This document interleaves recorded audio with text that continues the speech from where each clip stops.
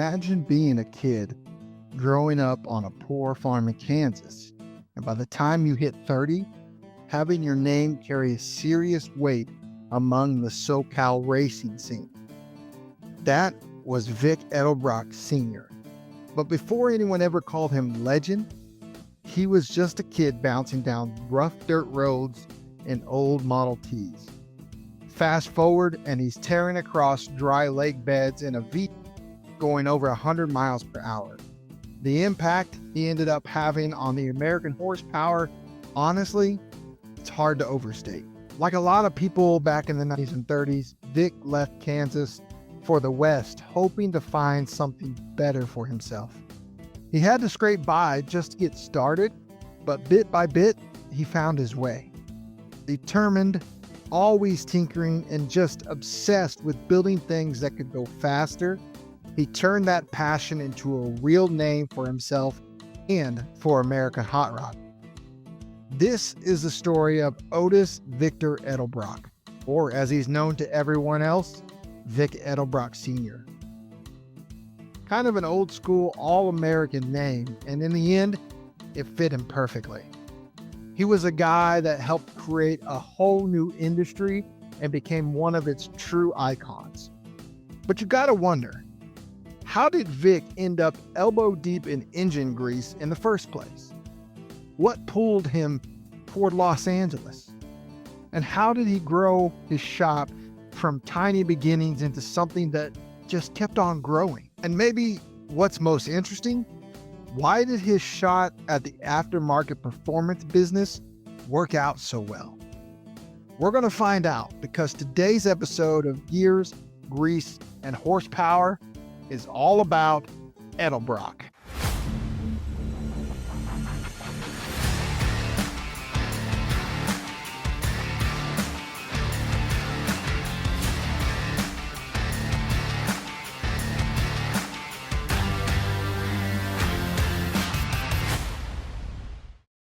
Welcome back to another episode of Gears, Grease, and Horsepower. My name is Ty Elledge. Welcome back, friends. I appreciate you tuning in to hear another story within automotive history.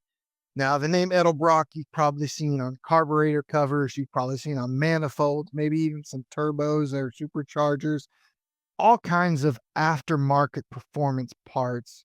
You've probably seen the name Edelbrock on, but there's a good chance you probably don't know the story behind the name of Edelbrock. But before we get into today's story, I want to try out a new section called That's Debatable.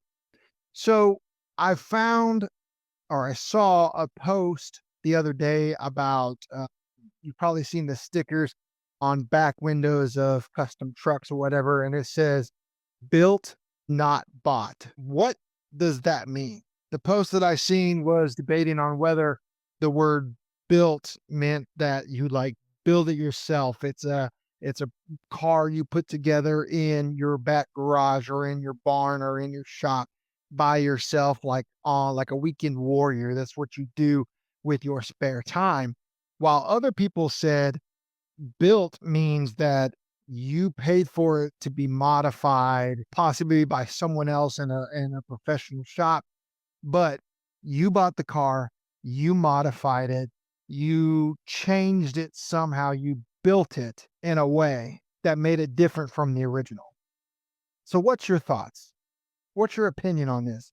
When you see built, not bought, do you think built means building it with your own hands, or building it different from the original, no matter whether it's you or someone that you pay to do it? Let me know in the comments, and I'd like to know your opinion on that. All right, let's get back to the story of Edelbrock. Young Vic was born on August 16th, 1913, to Nelson and Margaret Edelbrock out in Eudora, Kansas. Now, back then, life wasn't easy for the Edelbrocks because they were farmers struggling to make ends meet. They were raising 3 boys, which Vic was the youngest. And their days started many times before sunrise and didn't even slow down until after sunset. And they really didn't have much in the way of comfort or spare time. Just about every minute that they had went into keeping things going.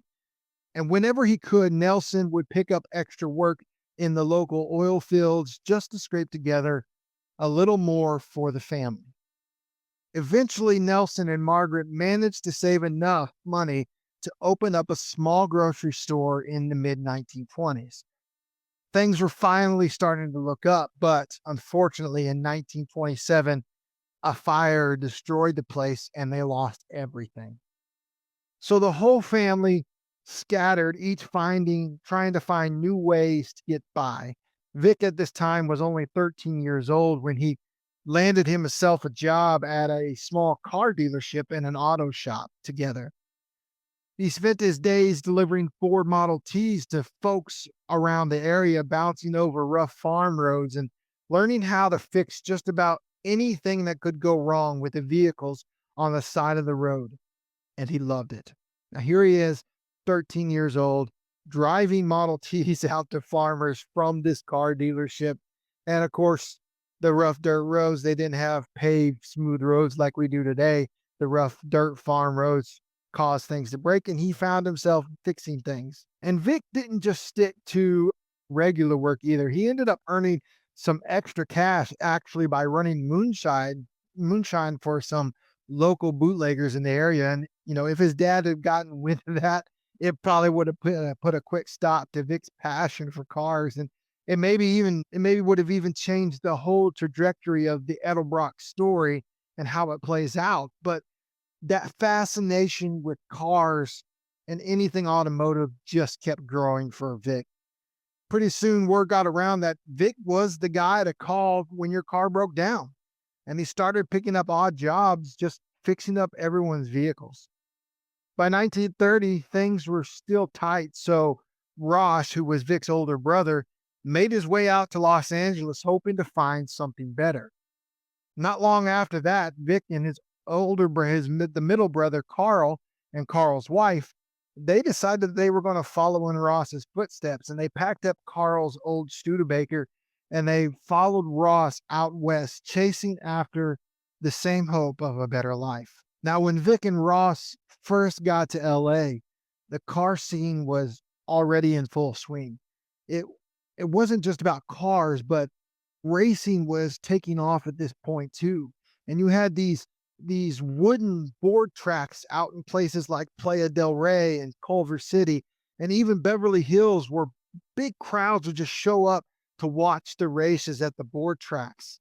And with all these tracks popping up around Los Angeles, there was pretty much constant racing action all over the place.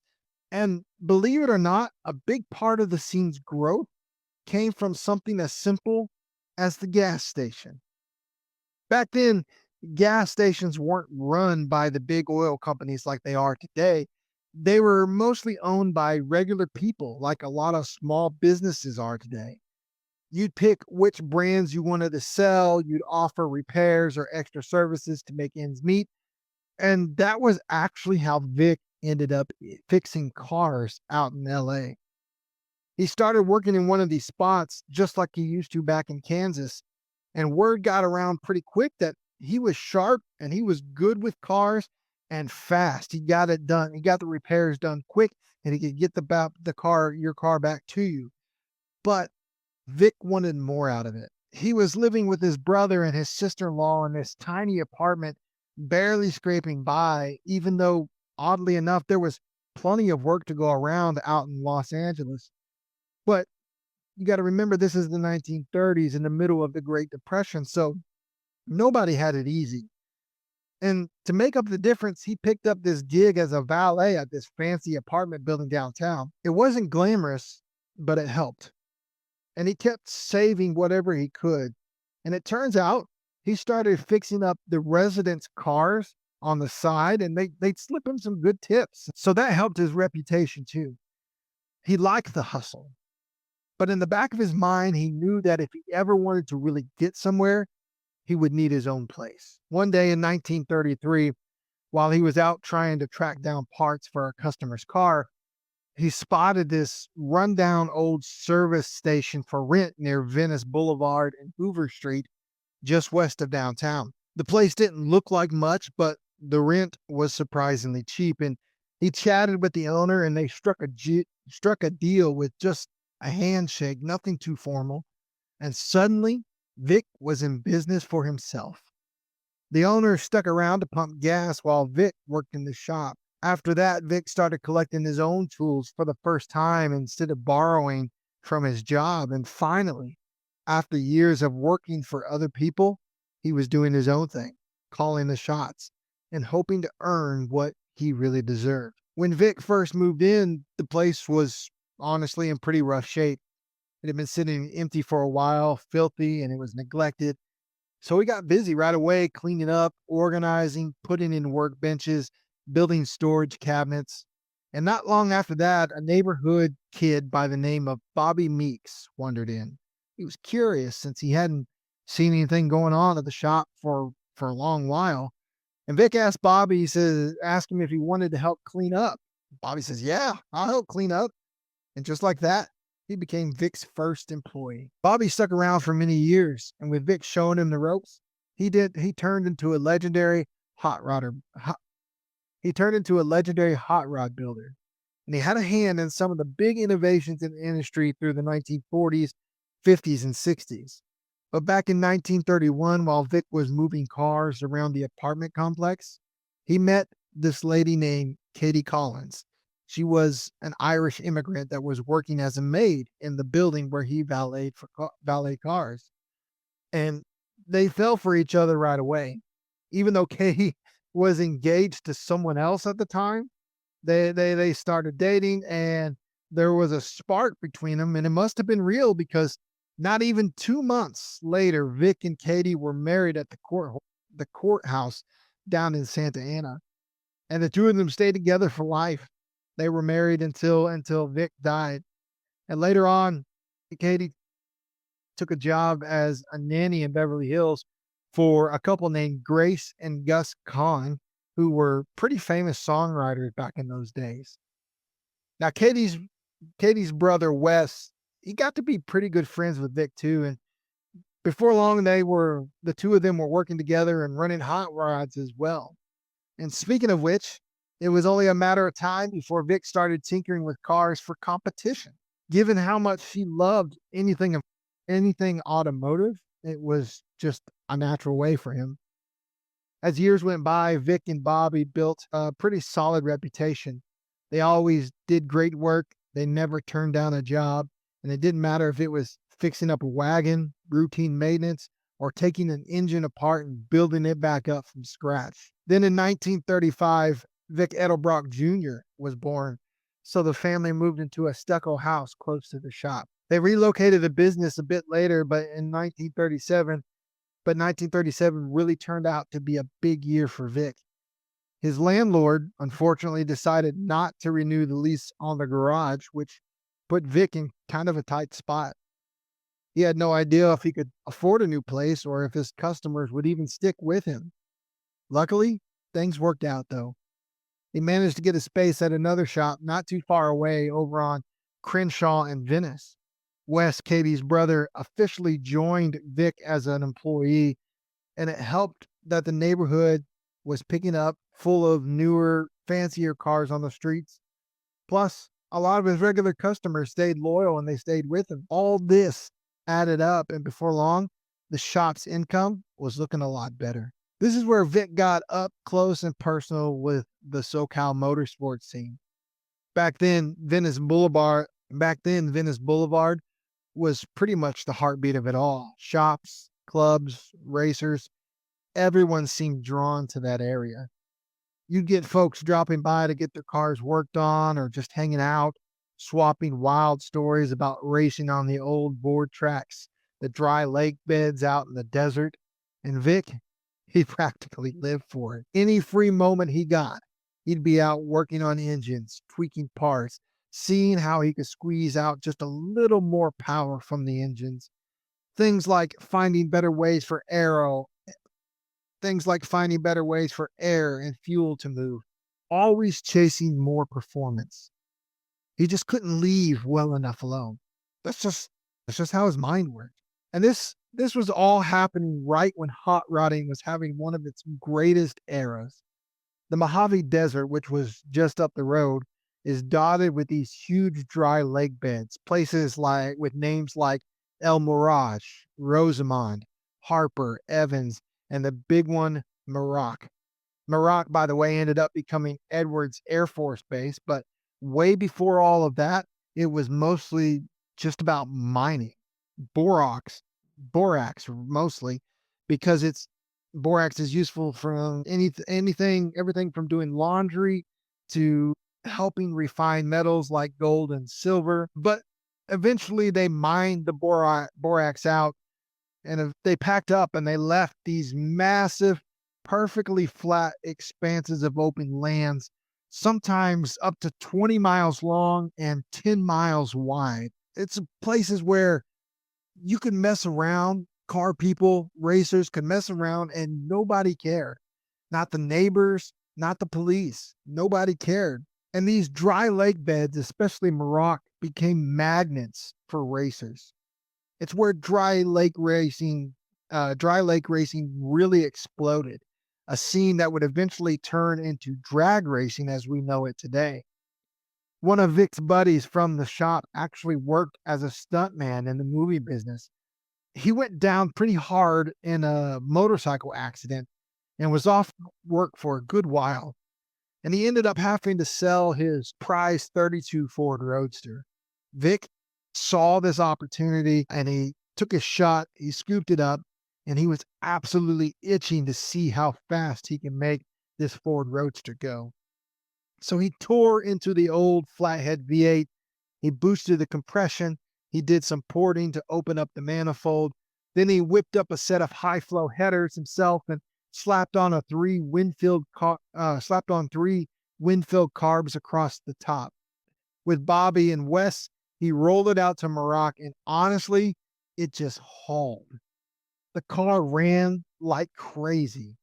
Vic, he was hooked.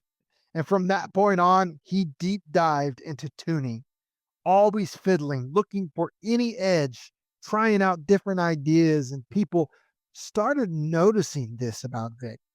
And his name was starting to bounce around the lakes as the person to go to get more power, to get more speed from your car. And he crossed paths with other famous racers who we know today, including a person named Wally Parks, who would go on to start the NHRA 2 decades later. He also worked really closely with other sharp minds like the Spalding brothers, who were at that time experimenting with performance ignition systems before most people even knew what that meant. And with their help, the 32's flathead V8 would scream up to 6,500 RPM, which was about 2,000 RPM higher than stock. And it was about this time in the late 1930s or so that car clubs started cropping up. That was a new thing back then. Clubs weren't just about hanging out, but it was all about trading tips and sharing what worked and what didn't, pushing each other to build quicker and better cars. There was Vic's crew, the Roadrunners, but there was also clubs like the Gophers, the Low Flyers, the Gear Grinders, the Sidewinders, the Ramblers, the Hollywood Throttlers, the Night Riders, Rattlers, Centuries, and a few names that probably got a good laugh back then, like the Bungholers. Those were the days. You tinkered, you raced, you learned from each other, and you made lifelong friends along the way. Clubs started meeting up for races, mostly just to see who had the fastest wheels and for bragging rights. Pretty soon, though, these races stretched out onto public roads. Once folks got a taste for street racing, it didn't take long for the general public, the media, and especially the local cops to get pretty irritated. And since these street races often honestly led to some pretty nasty crashes. Sometimes innocent people got hurt too, and naturally the car clubs started to get a bad reputation. They were seen as troublemakers or outsiders, just not the kind of crowd that you'd want your neighbors hanging around with. Out in Southern California, law enforcement started cracking down, threatening to close off the dry lake beds and more or less shut down any kind of racing whatsoever. Then some respected folks in the community decided to come together and do something about it. They set up the Southern California Timing Association, or the SCTA for short. This wasn't just another club. They laid down actual rules. They created all sorts of racing classes and started putting on organized events. Street racing really cooled off after that, thank goodness. Meanwhile, Vic never wanted to sit around, started thinking about horsepower. He realized that the parts he was bolting onto his own car, like the old Thixton manifold, they just weren't cutting it. So he rolled up his sleeves and he started tinkering, doing what Vic does best. He played around with runner lengths, plenum sizes, different diameters, you name it. And it was basically a nonstop cycle of trial and error.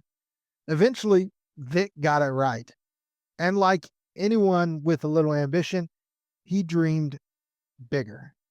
He found himself a bigger shop, brand new, with enough space for daily car service, pumping gas, and plenty of room for R&D and storing parts.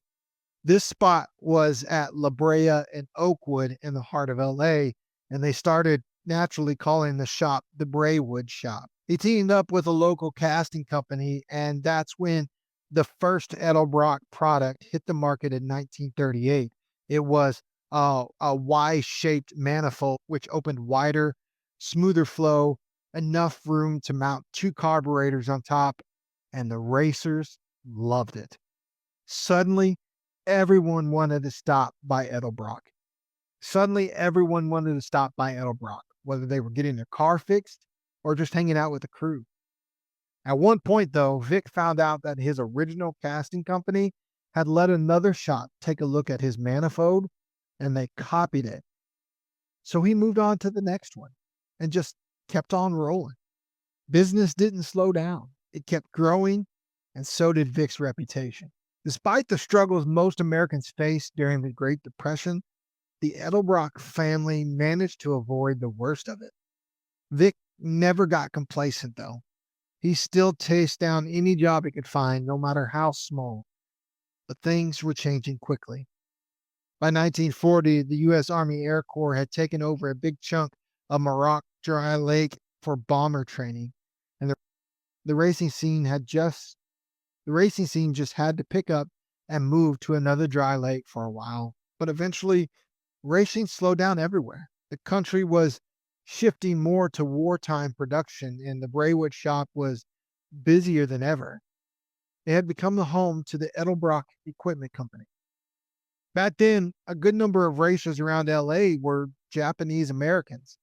A lot of them were loyal customers of Vic's. Big names like Harry and Frank Morimoto or Tsunotani Shikuni brought their race cars to him. They were always out competing together on the weekends, which brought them closer together. But when war broke out and Executive Order 9066 went into effect, more than 1,000 Japanese Americans were forced into internment camps, and it was one of the darkest times in American history. Still, it's decent to know that Vic and others in the community, they looked after their cars and their tools and their engines, pretty much everything for their Japanese American friends while they were interned. After the war, they helped them get back into racing and back on their feet. It's good to know that Vic was on the right side of history. During the war, millions of young men were drafted and new car production just stopped. Everyone was still making things that had switched over to military vehicles and supplies. Racing didn't totally disappear overnight, but it definitely was a shadow of what it had been. Eventually, the government banned organized racing entirely. Vic didn't get drafted because he was married and he had a kid, but business really slowed down for him. Most mornings, he'd go to the shop to fill orders and keep up with paperwork. And then around midday, he handed things over to Bobby Meeks, who was still busy with his tuning and racing. So Vic could head down to Long Beach and work as a welder on military ships. Meeks eventually joined the Navy too. And once wartime needs took priority over just about every material around, Vic really couldn't keep making his manifolds. That's when he finally shut down the shop and moved what little was left to the little garage behind his house and worked on whatever small projects that he could squeeze in. But once the war wrapped up, racing really picked up again. And so did the rush of servicemen headed home, all wanting to get back to the lives that they'd put on hold. In Southern California, especially, that meant a surge in the racing scene. And Vic was more than ready. He'd spent his downtime during the war dreaming up new things to build and sell, sketching out ideas and working out how to make them work. The minute things calmed down, he jumped straight into making those plans real. Vic moved his operation into his biggest shop yet, 1200 Vine Street in Hollywood. This was a serious upgrade with 5 stalls and plenty of room for fixing, building, tuning hot rods, and cranking out new parts. Was exploding and racing was exploding in popularity. Not just drag racing, but all sorts of other stuff like dirt track, little midget racers, roadsters tearing around paved courses, you name it, all kinds of different kinds of racing. By 1949, business was booming so much that Vic couldn't keep up. He packed up and headed south to an even larger shop at 4921 Jefferson Boulevard. Edelbrock stuck it out there all the way through the late 1960s. Vic really expanded his line of high performance manifolds during those years and started offering just about every shop service that you could think of, like machining, honing, polishing, all in the name of squeezing out more horsepower. He brought in a crew of like minded people to help him with the work, and they'd rework everything from crankshafts to pistons to lifters and carburetors, and they even came up with custom aluminum cylinder heads. It seemed like there was nothing Edelbrock didn't make or carry. The whole hot rod scene just kept getting bigger. El Mirage Dry Lake became the top spot for drag racing. Vic, when Vic wasn't working behind the counter or in the shop, he got his hands dirty, taking cars out on the dirt himself. He wasn't one just to talk about going fast, but he was out there doing it. By the late 40s and into the 90s, something new arrived for tinkerers and gearheads. It was called the Chevy Small Block. It's still a staple for hot rodders and racing fans today, just in different forms like the LS and the LT engines. Most folks consider it one of the biggest things to ever happen for performance and tuning. Vic didn't just sell it to his own customers, but he supplied a bunch of other shops across. Vic didn't just sell to his own customers, but he supplied a bunch of other shops across Southern California. Up in Goleta, close to Santa Barbara, there was a racer named Bob Jonick. He had a gas station and a shop, and he always carried Edelbrock parts. Sometimes he'd drive down to Edelbrock in LA to pick up more inventory, and while he was there and while he was at it, he would pick Vic's brain and learn about building fast cars. Street racing had already been a thing up there, but Jonick and his buddies from the Santa Barbara Acceleration Association managed to rent a runway at this old military airfield. They marked out the start and finish between a white line and a bridge, which turned out to be 1,320 feet, 1,320 feet. That's a quarter mile. And with that, that's a quarter mile. And with that, drag racing as we know it today officially took off. The Chevy Small Block first showed up in the C1 Corvette as an optional upgrade, packing 265 cubic inches and pushing out 162 horsepower. Compared to the usual Blue Flame Inline 6, that was a pretty big jump in power. This engine turned out to be pretty strong, and thanks to a customer who worked at Chevrolet, Vic managed to get his hands on a pre-production version. Once he had it, he dove right in, breaking it down, sticking to his usual routine of porting and bumping up the displacement and using just about every trick he knew to boost horsepower. He also came up with better flowing manifolds, custom cylinder heads, exhaust headers, and a bunch of other parts to squeeze even more power out of it. Before long, Vic had made a name for himself as the first guy to really max out the Chevy small block's potential. He managed to crank it up to 285 horsepower after increasing its size 238 cubic inches, actually, which was actually over 1 horsepower per cubic inch, which was pretty impressive back then. During this time, his son Vic Jr. was growing up and keeping a close eye on everything. As a kid, he was obsessed with hot rods, circuit racers, and the whole scene, just like his dad had been. They were both gearheads through and through. Both Vic Jr., but Vic Jr. got mixed up with a rough crowd in high school. So, to keep him out of trouble, Vic Sr. insisted that he come straight to the shop after school, put in a few hours of work, and then head home with him every night. It was a way to teach him some discipline, and it seems like it worked. Barely into the 1960s, Vic Edelbrock Sr. lost his battle with cancer and lymphosarcoma at just 49 years old. He smoked pretty heavily his whole life, and unfortunately, that's what ended up taking him far too soon. Even after his diagnosis, as his health faded and he grew extremely weak, he still pushed himself to work as much as possible. That kind of dedication really showed how committed he was to his craft, both in terms of work ethic and his drive for engineering perfection. Vic Jr. unfortunately passed away in 2017, but not before making his lasting impact in the world of high performance. Here's just a few standouts. His manifolds were used in the International Race of Champions, or the IROC series. Offshore boat racers relied on them during the sport's heyday in the 1980s. He managed to create emissions-friendly performance parts back when tougher laws in the 70s threatened to shut down the aftermarket scene. He clearly showed that if you design things the right way, you can get both more horsepower and less pollution.